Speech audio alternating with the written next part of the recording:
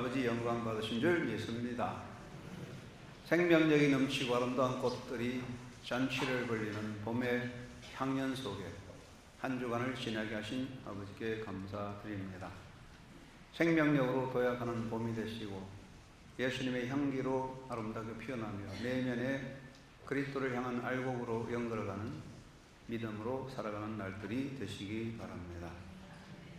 오늘도 하나님의 현존 앞에 영과 진리로 예배함으로 예배를 통한 복이 말씀으로 함께 하시기를 바랍니다. 심리학에서는 사람의 내면을 네 가지로 구별해서 말하기도 합니다. 첫째는 나도 너도 다 알고 있는 나의 모습이 있습니다. 둘째는 나만이 알고 다른 사람이 모르는 나의 모습이 있습니다. 셋째는 나는 모르는데 다른 사람이 알고 있는 나의 모습이 있습니다. 네 번째는 나도 너도 모르는, 아무도 모르는 나의 모습이 있습니다. 사람에게는 나도 너도 아무도 모르는 비밀의 방의 내면이 있는데 이것은 아마도 하나님만이 아시는, 창조주 하나님만이 아시는 참된 나의 모습이라고 생각합니다. 내가 알고 있는 나도, 다른 사람이 알고 있는 나도 진정한 나는 아닐 것입니다. 참된 나의 모습, 진여, 그것은 하나님만이 아는 것이 아닌가 생각합니다. 그래서 한 사람을 두고서 내가 너를 안다는 것은 사실을 불가능한 한 일이라고 하겠습니다. 인간의 삶에서 그 숨겨진 비밀의 방까지 다 알려고 하는 것은 인간에게는 허용되지 않는 부분이라 할 수 있습니다. 사람의 삶에서 인격적인 침해를 주는 사람은 그 사람에 대해서 전혀 모르는 사람이 아니고 오히려 그 주변에서 그에 대해서 무언가 알고 있다는 사람으로 인하여 침해를 받습니다.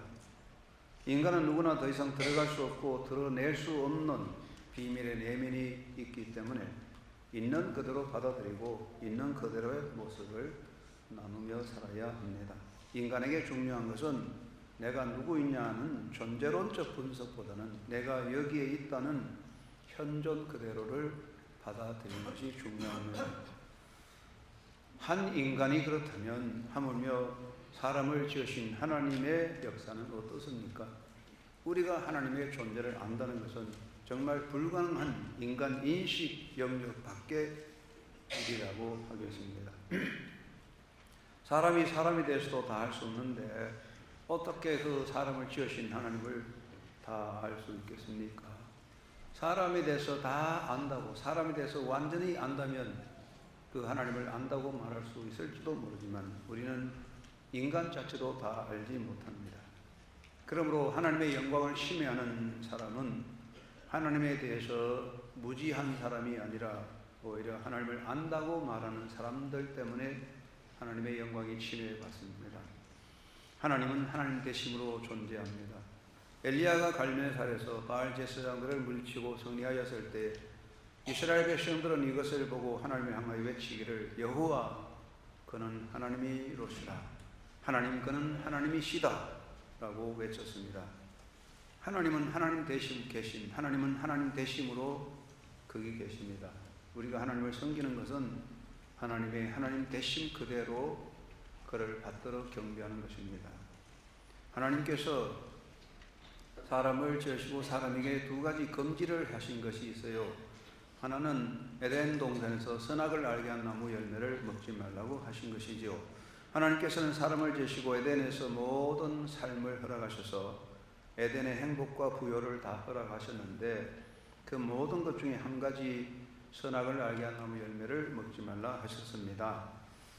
이 열매가 인간에게 금지된 것은 에덴 동산에서 허락된 모든 것 중에 아주 작은 일부분입니다. 이것은 인간의 생존에 아무 지장이 없는 아주 작은 것을 금지하셨는데 이 금지의 핵심은 과일 자체가 아니라 먹지 말라는 하나님의 명령입니다. 하나님께서는 인간에게 자율성을 주셔서 스스로 선택하며 결정하게 하셨으되 그 중에 단 한 가지만은 금하셨습니다. 인간은 피조물이기 때문에 자유하되 하나님의 주권 안에서 제한된 자유를 누리는 것입니다. 그래서 에덴 동산에서 하나님께서는 이것을 금지하셨었는데 이것은 하나님 되심을 표현하는 것이며 인간의 자리를 지키라고 하는 하나님의 명령인 것입니다. 하나님에 의하여 지원받은 인간은 하나님이 허락하신 그 영역 안에서 자유를 누리고 자율성을 지켜가는 것입니다. 그러나 그 자유나 인간의 자율성이 하나님의 존재성에 대한 침해가 되거나 하나님의 역사에 대한 간섭이 될 수는 없는 것입니다. 하나님은 인간에게 모든 것을 주셨으되 하나를 금지하셔서 하나님의 존재성에 대한 침해를 거부하셨습니다. 두 번째는 여호와 이름을 망령되이 일컫지 말라는 것이죠. 십계명 중에 하나님께서는 여호와 이름을 망령되이 일컬지 말라고 하셨어요. 존재는 이름이 있고 이름을 부르는 것은 그 존재를 부르는 것이고 이름을 아는 것은 존재를 안다는 것이 될 수 있는데 하나님의 이름을 함부로 부르는 것은 금지됐습니다. 이것은 사람들이 하나님의 존재에 대한 인간의 불경건, 인간의 경박함, 불선한 태도를 금지하시는 것입니다. 하나님의 이름을 망령되이 일컫지 않는 행위가 중요한데 사람이 살아가면서 하나님의 이름을 망령되게 하는 행동은 무엇이겠습니까? 여러 가지 있지만 몇 가지를 보면 대표적인 것이 하나님의 이름을 더럽히는 것입니다. 멸시하거나 비난하거나 경멸하는 것입니다. 그리고 또 한 가지는 하나님의 이름을 내세워 거짓 맹세를 하거나 그 이름으로서 하나님의 영광을 가리는 것이며 또 한 가지는 하나님의 이름을 내세워 자기 목적을 이루는 것이죠. 자기 인간의 욕구, 목적을 이루기 위해서 하나님의 이름을 이용하는 것, 이런 것은 모두가 하나님의 이름을 망령되게 하는 악한 행위에 속하는 것입니다. 이 모든 것은 하나님 되심에 대한 침해가 됩니다. 사람이 무엇을 하든지 어떻게 하든지 하나님의 존재성은 침해받지 않지만 사람이 사는 동안에 하나님 되심을 침해하거나 그 영광을 가리는 자에게는 하나님의 진노가 임한다는 것이죠. 하나님은 절대적으로 스스로의 자리를 지키고 하나님은 하나님 되심으로 서 있는 것입니다. 모세가 하나님의 부름을 받고 하나님의 현존을 경험하였을 때에 그는 하나님의 현존 앞에서 당신의 이름이 무엇이냐라고 물었습니다. 하나님은 모세에게 나는 스스로 있는 자라고 말씀하셨는데 분명히 말씀드리지만 이 대답은 하나님의 이름이 아니고 하나님의 살아계심에 대한 성격을 밝히는 것입니다. 하나님께서는 그 어떤 경우에도 그 누구라도 하나님의 존재성 그 자체에 대한 접근을 허용하지 아니하셨습니다.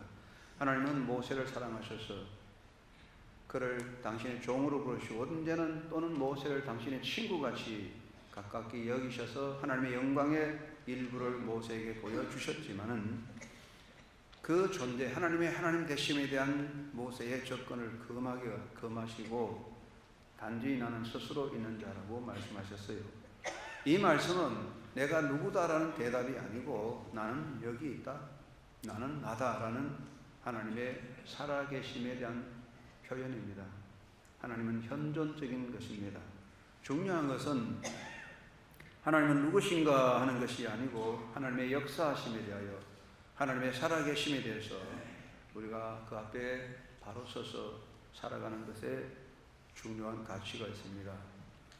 성경적으로 볼 때에 하나님 되심에 대한 설명을 붙인다면 대체로 세 가지 정도는 생각할 수 있습니다.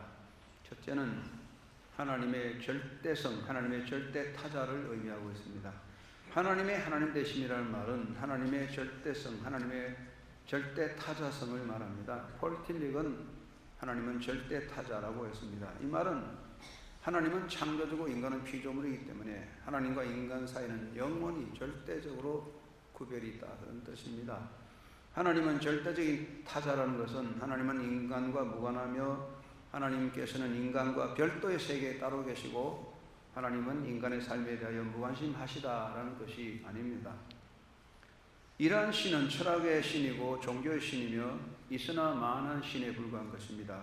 하나님은 살아계시고 역사의 주관자 되시며 인간의 삶을 통괄하시는 그리고 사람의 삶의 중심에 계시는데 여기서 하나님을 절대 타자라고 하는 것은 하나님의 창조적인 권한을 말하는 것이고, 인간은 피조물이기 때문에 결코 어떤 경우에든지 영원토록 인간은 인간의 자리에 있을 뿐 하나님의 영역에 침해할 수 없고 하나님 될 수 없다는 강조점을 말하고 있습니다. 인간은 아무리 노력하고 애쓸지라도 사람으로의 자리를 벗어날 수 없고 하나님은 하나님 되심을 영원히 지키는 것이죠. 두 번째는 하나님의 하나님 되심은 하나님의 존재는 연구 대상이 아니라 인간 존재의 뿌리가 된다는 것입니다. 사람이 연구를 한다는 것, 연구 대상이 된다는 것은 물질 세계를 연구하는 것이고 같은 사람에 대해서 연구하는 것이고, 그리고 지적인 사상과 인식의 세계에 속하는 연구가 있습니다. 그러나 하나님은 인간 존재의 바탕이며 원천이기 때문에 연구 대상이 아닙니다. 신학을 한다. 신학이란 말은 떼알라지, 하나님에 대한 학문, 테오스로기아, 하나님에 대한 공부라는 뜻인데, 신학이라는 것은 하나님에 대한 연구라는 말이지만 실제로 하나님에 대한 연구는 있을 수 없습니다. 하나님의 존재가 무엇인가를 연구하는 것이 아니라 하나님의 현존성, 하나님의 역사, 하나님의 뜻, 하나님의 일에 대해서 배워서 그 하나님의 역사 앞에, 하나님의 현존 앞에 하나님을 더 기쁘게 서고자 하는 노력이 신학의 노력이라고 하겠습니다. 하나님에 대한 인간의 학문적 접근은 하나님을 보다 더 잘 알고 더 잘 섬기고자 하는 인간의 행위에 속하는 것입니다. 그러므로 하나님에 대한 연구는 하나님의 존재에 대한 비판과 분석이 아닙니다. 만약에 사람이 하나님의 존재를 분석하고 비판한다면 그것은 비판과 분석될 수도 없을 뿐 아니라 하나님에 대한 침해가 될 뿐이고, 오히려 그런 행위는 하나님의 노를 일으킬 뿐입니다. 하나님은 영원한 경배 대상이요 우리의 섬김의 대상입니다. 세 번째, 하나님은 그 무엇에서도 열려지지 않는 당신의 세계를 가지고 계십니다. 인간의 세계도 다른 사람이 들어올 수 없는 비밀의 방이 있는데, 하나님만이 볼 수 있는 방이 있는데, 더더욱이 하나님은 창조주이기 때문에 하나님만의 비밀의 역사가 진행되는데, 그것은 하나님의 섭리요, 하나님의 뜻이요, 하나님의 통치입니다. 이것은 하나님의 절대적인 영역에 속하기 때문에 그 누구도 열어볼 수 없어요. 사람들은 궁금증이 많아서 판도라 상자도 열어봐야 된다고 하지만 하나님의 섭리와 하나님의 뜻과 통치성에 대해서는 열어볼 수가 없어요. 접근할 수가 없어요. 이것은 하나님만이 가지는 그의 영광의 영역입니다. 하나님은 하나님 되십니다. 하나님은 연구 대상도 아니고 하나님은 영원하신 그 존엄성을 가지신 분으로 우리는 하나님 앞에 그 하나님 되심을 바로 세워가야 하고 그 앞에 굴복해야 되는 것입니다. 인간은 어리석은 존재입니다. 인간이 어리석다는 것은 피조된 존재이기 때문에 그렇습니다.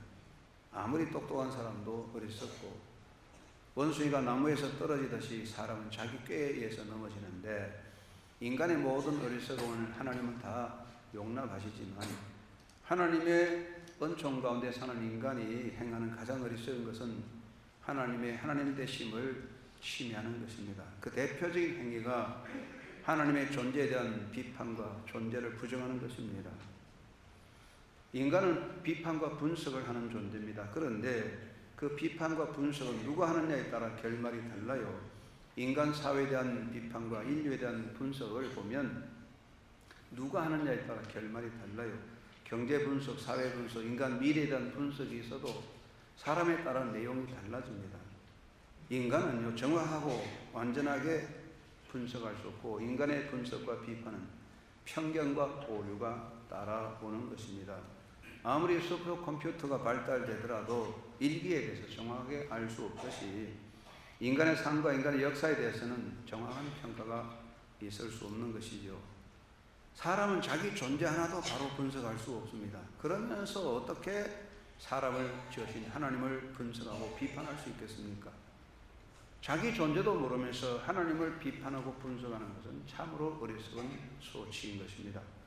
무신론자들은 자기 눈에 안 보인다고 하나님을 부정합니다. 어린아이들이 숨바꼭질을 하면은 제 눈을 꼭 감고 안 보인다고, 숨었다고 말하죠. 다른 사람은 다 알 수 있지만 자기가 안 보이니까 안 보인다고 생각하지요. 마찬가지입니다.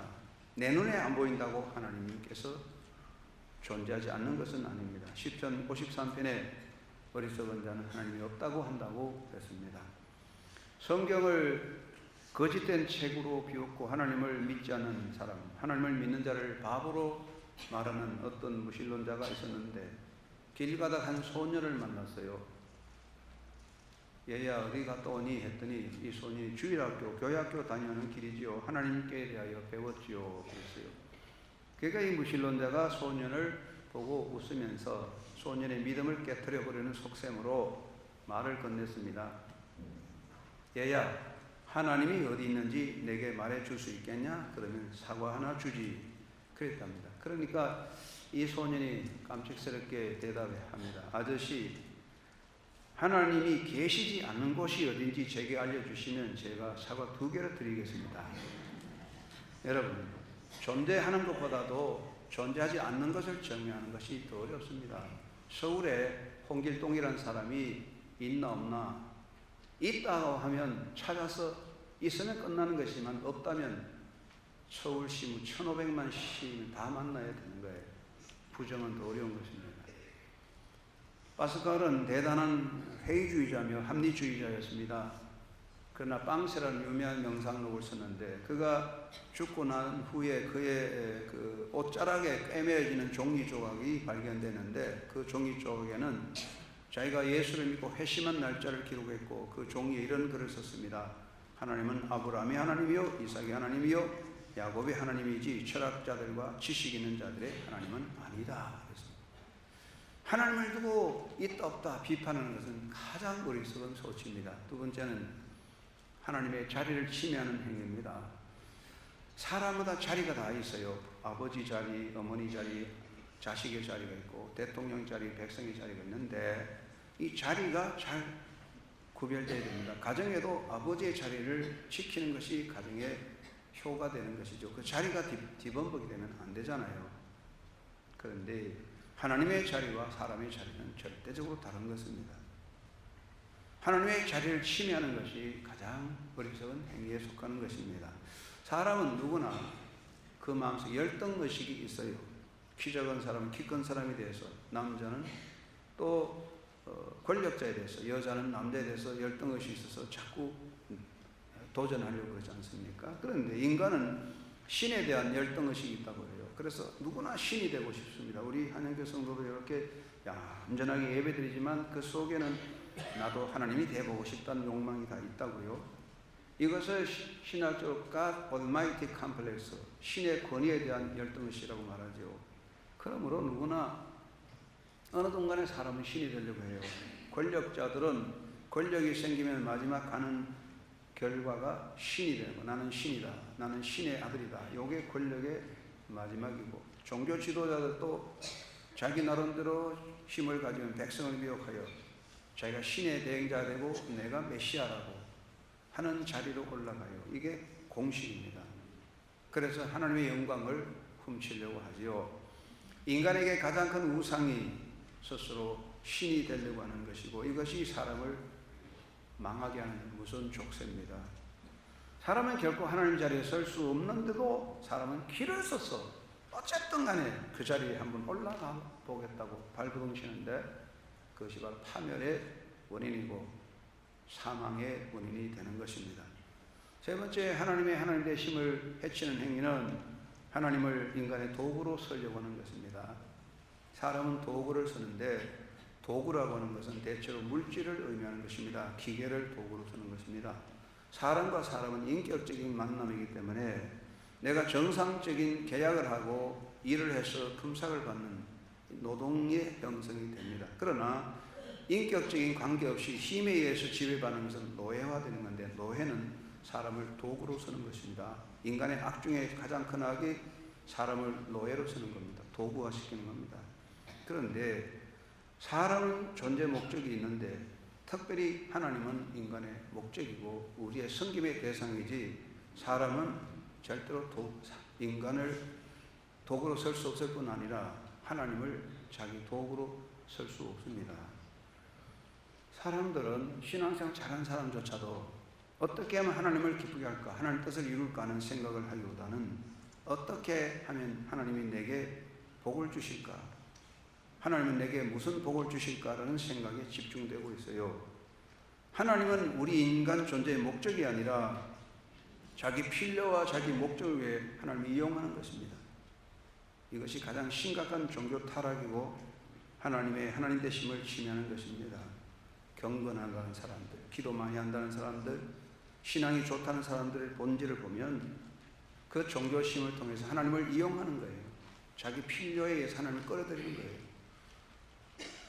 어떤 사람은 자기 손바닥에 성령이 있는 것 같이 성령을 받으라 하는데 성령은 사람을 지배하는 것이 성령이지 사람이 성령을 쓰는 것은 아닙니다. 그것은 가장 신성 모독이요 하나님의 존재성을 침해하는 행위가 되는 것입니다.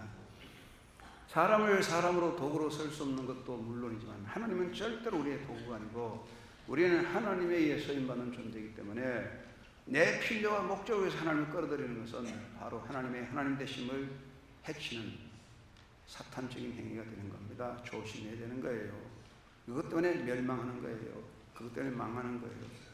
잘 믿는 것 같으면서도 매일매일 하나님 하는 것 같으면서도 하나님을 자기 필요에 이용하게 되면 그게 사탄적인 행위가 되는 겁니다. 우리는 하나님 되심을 지켜야 됩니다. 여러분 모두가 하나님의 하나님 되심 앞에 겸비하게 서서 그 하나님의 영광을 높이는 주의 백성이 되기를 주의 이름으로 축원합니다. 무엇보다 먼저 하나님의 거룩성을 높여야 됩니다. 우리가 쓰는 거룩하다는 말, 이 말은 거룩하다는 말 자체는 구별된다는 것입니다. 우리가 가정을 볼 때 요즘은 안 그렇지만 과거 우리 옛날 과거에 보면 가정에도 구별이 했어요.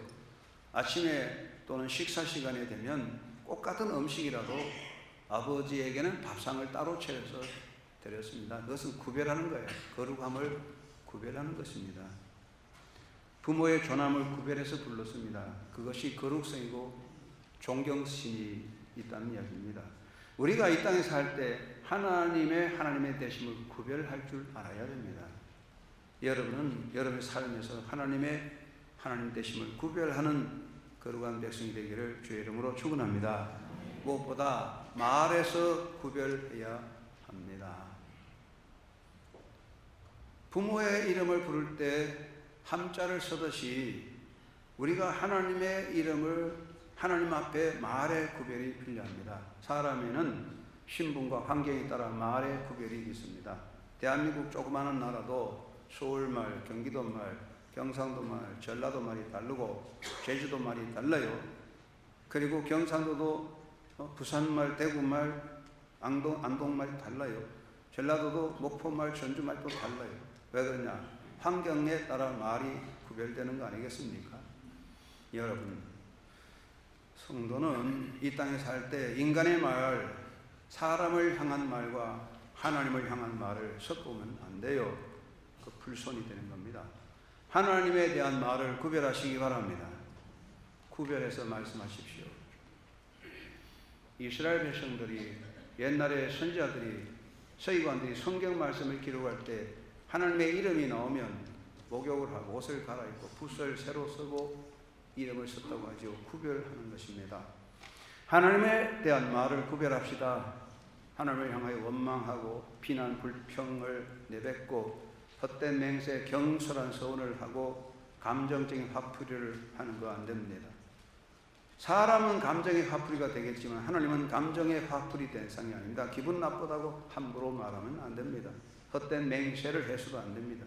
하나님을 향하여는 감사와 찬양과 경배의 말이 필요합니다. 어떤 경우에든지 여러분 입에서 하나님을 향하여 악한 말을 내뱉지 마시고 입이 있다고 입이 열렸다고 하나님을 향하여 아무렇게나 말하지 마십시오. 하나님은 농담의 대상이 아닙니다. 하나님은 여러분의 이웃이 아닙니다.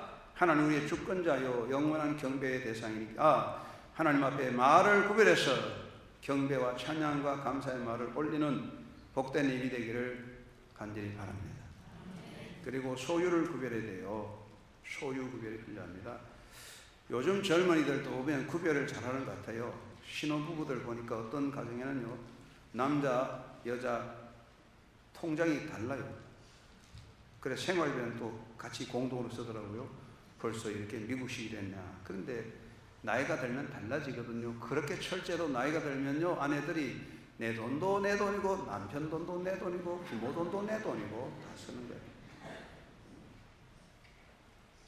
다 섞어버리는데, 그런데 여러분 그래도 좋죠. 뭐 그러나 기억하십시오. 세상 살 동안에 하나님 것과 내 것을 구별하십시오. 하나님의 것을 구별할 줄 알아야 됩니다. 섞어버리면 안 되는 거예요. 다 섞어 쓰다가 없으면 그만이다 그러면 안 됩니다.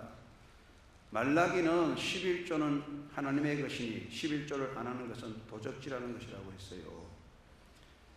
왜냐, 하나님의 것을 내가 안 드리는 것은 도적질입니다. 11조는 양의 문제가 아니라 구별입니다. 생명, 시간, 소유의 주인이 하나님이심을 알려 구별하여 내 시간, 내 물질, 내 경영 하나님의 것입니다. 구별해서 드리는 겁니다. 다 쓰고 남는 거 그렇게 하지 말고 무엇보다 먼저, 제일 먼저 하나님의 것을 구별하여 소유를 구별하는 삶이 되시기를 간절히 바랍니다. 하이드라는 사람은 맨소레담이라는 유명한 약을 만들어서 크게 성공하는데, 그분이 사업을 시작할 때 이익의 10분의 1을 바쳤습니다. 그 다음에 10분의 2를 바쳤습니다. 그 다음에 10분의 3을 바쳤습니다.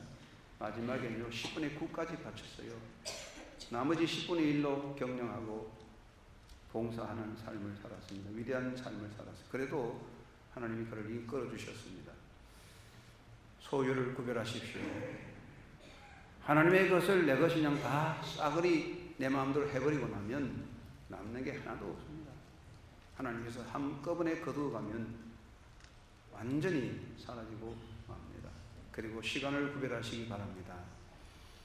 사람들이 시간을 쓸 때 시간 구별이 필요합니다. 태어나서 죽을 때까지 많은 시간이 있는데 다 내 시간이 아닙니다. 하나님을 위한 시간이 있어야 됩니다. 여러분 꼭 시간을 구별하시기 바랍니다. 자녀들 물어봅시다. 1년 동안에 부모를 위해서 시간 구별하는 거 있습니까?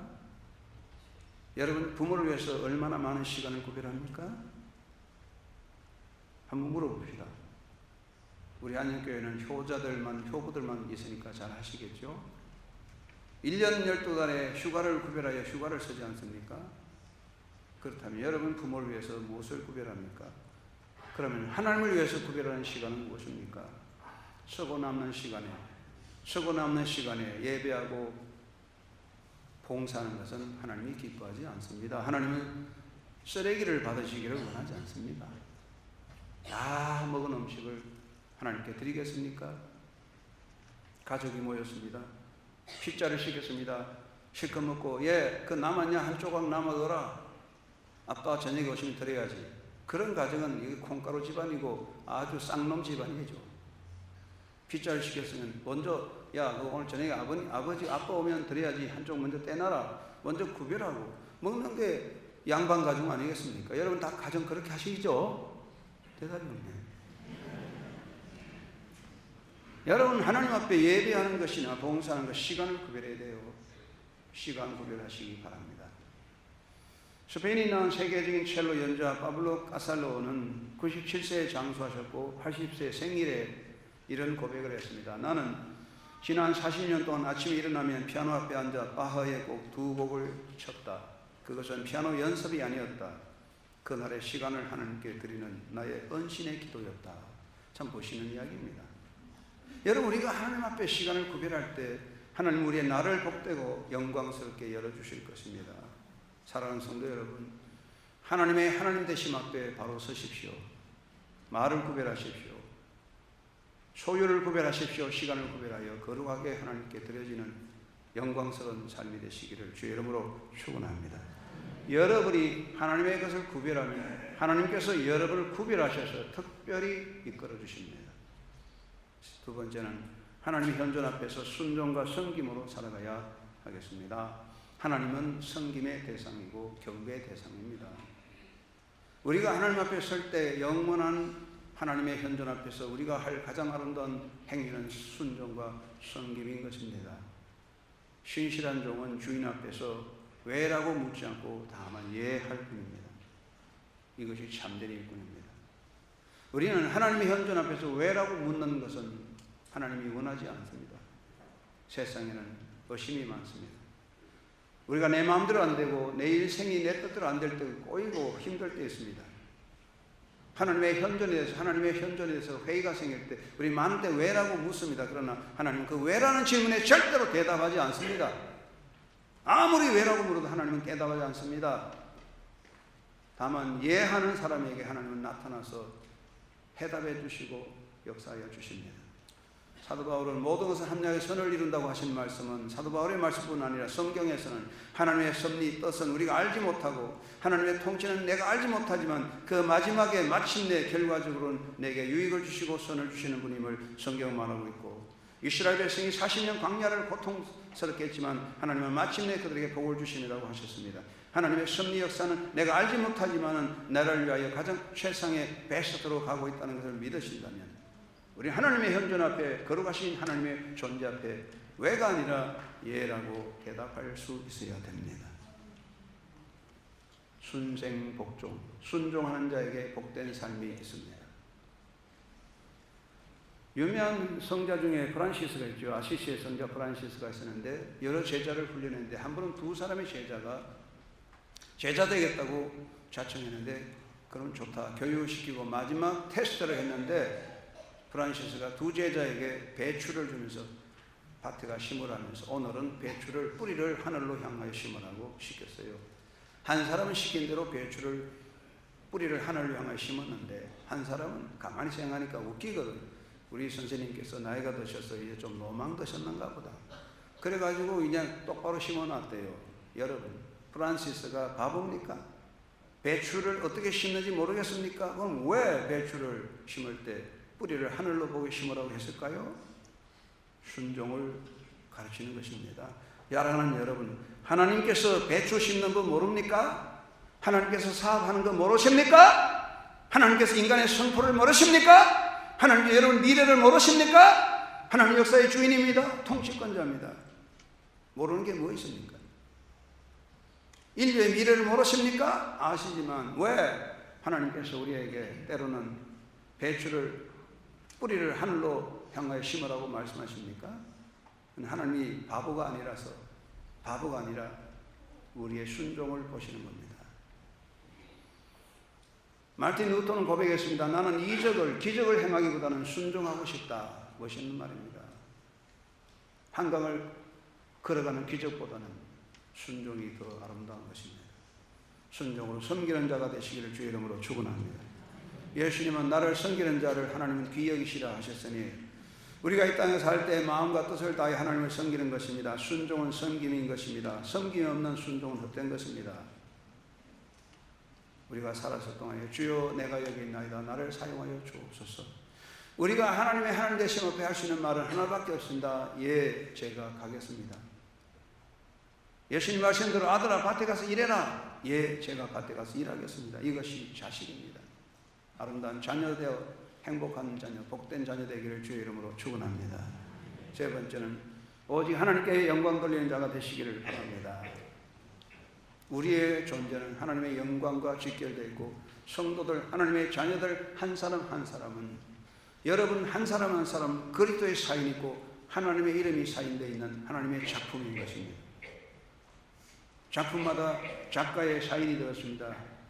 좋은 작품은 작가의 영광을 높이고 나쁜 작품은 작가의 명예를 더럽힙니다. 도자기를 만든 사람은 100개를 만들어가지고 망치를 들고 있어서 어떤 데는 마음에 안 들면 100개고 200개 다 깨버립니다. 왜 그렇습니까? 자기 명예가 있기 때문에. 자기 마음에 안 들면 깨트려버리는 겁니다. 명예입니다. 아마추어 음악가들, 우리들은 아무렇게나 가서 노래해도 흠이 안 돼요. 노래 잘하네요 그러죠. 그러나 성악 전문가들은 아무렇게나 아무 곳에나 노래하지 않습니다. 명예가 있어서 그렇습니다. 여러분은 하나님의 명예입니다. 성도는 하나님의 명예고 하나님의 이름이 새겨져 있습니다. 우리가 하나님의 영광이 되어야 할 것입니다. 우리가 이 땅에 살 때 나의 명예와 나의 영광과 사람의 인기에 연연하다 보면 우리는 망합니다. 그거 별거 아닙니다. 쓰레기 같습니다. 오직 하나님께 영혼 돌리는 존재가 되기를 바랍니다. 오늘 이건 말씀에 예수님 말씀하시기를 내가 사람 앞에서 나를 인정하면 나도 너를 하나님 앞에 인정하고 내가 사람 앞에서 나를 자랑하면 나도 하나님 앞에 너를 자랑하리라. 우리가 이 땅에 살 때 하나님의 자랑이 되고 하나님의 영광이 되면 하나님 나를 영광스럽게 빛나는 존재로 만들어줄 것입니다. 내가 아무리 영광을 가지고 빛나는 존재가 되고 명예를 얻고 이 세상의 모든 것을 가져서 대서특필 이름이 나타날지라도 하나님의 영광을 가리면 한순간에 수치와 오염으로 인생은 멸망으로 가는 수밖에 없습니다. 내 우월함과 나의 능력과 나의 힘이 하나님께 영광으로 드려질 때 가치가 있습니다. 사람은 모두 자기 영광을 추구하는 공통점이 있어요. 누구나 자기 명예를 얻고자 하는 공통점이 있습니다. 그것이 인간의 약점인데 사탄은 그것을 파고들어서 너를 기쁘게 하라, 너를 영광스럽게 하라 우리를 꼬드기고 있습니다. 우리가 거기에 빠져드는 순간에 우리는 무너지고 망하는 것입니다. 성경에 보면 하나님께서는 인간의 약함을 아시기 때문에 피조된 인간의 허물을 아시기 때문에 다 용서해 주시지만 하나님의 영광을 훔치는 것을 하나님은 용서하지 않습니다. 바벨탑 사건이 그것이며 사울의 기념비 사건도 그렇고 다윗의 인구조사도 그러며 히스기야의 자기 과시도 모두가 하나님의 영광을 침해하였기 때문에 하나님의 노가 임하였던 것입니다. 사도 바울은 나의 모든 것으로 오직 예수님을 존귀하기를 원한다고 고백했습니다. 모든 삶에 하나님의 영광의 모든 삶의 목표가 모여지는 삶이 되어야 하겠습니다. 주기철 목사님은 일제의 신사참배에 반대하다가 순교를 당했습니다. 해방이 되어 자유가 왔을 때 교회가 주기철 목사님을 기념하여 예배당 마당에 주기철 목사님 동상을 세우려고 했을 때 그 목사님 사모님이 반대합니다. 그 동상으로 인하여 성도들이 하나님의 영광을 조금이라도 가로채는 일이 될까 두렵다. 못하게 했습니다. 그렇습니다. 사람의 영광은 아무것도 아닙니다. 사랑하는 여러분, 여러분이 이 땅에 잠시 살 동안에 여러분의 인생의 영광과 쾌락이 아니라 하나님의 영광이 될 수 있는 그런 삶이 되시기 바랍니다. 깔뱅은 오직 하나님께만 영광이라는 주제를 가지고 있었습니다.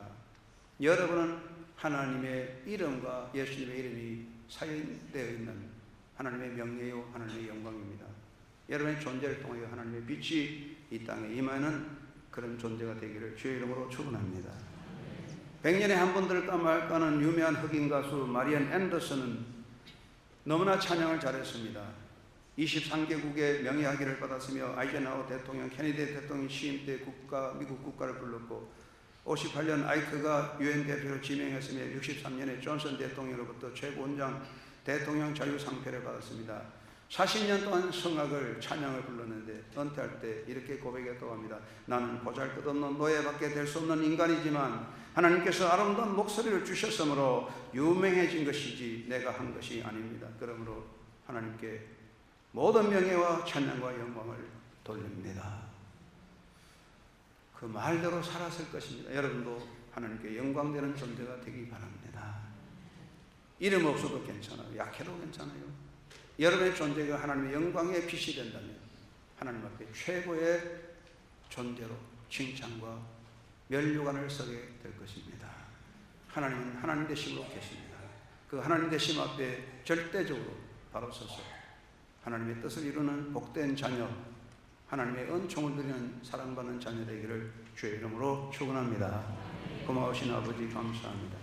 오직 하나님만 영광 받으시기 바랍니다. 하나님의 하나님 되심이 우리 존재를 통하여 일어나고 신앙을 통하여 교회를 통하여 성도를 통하여 나타날 수 있도록 홀로 영광 받아 주시옵소서.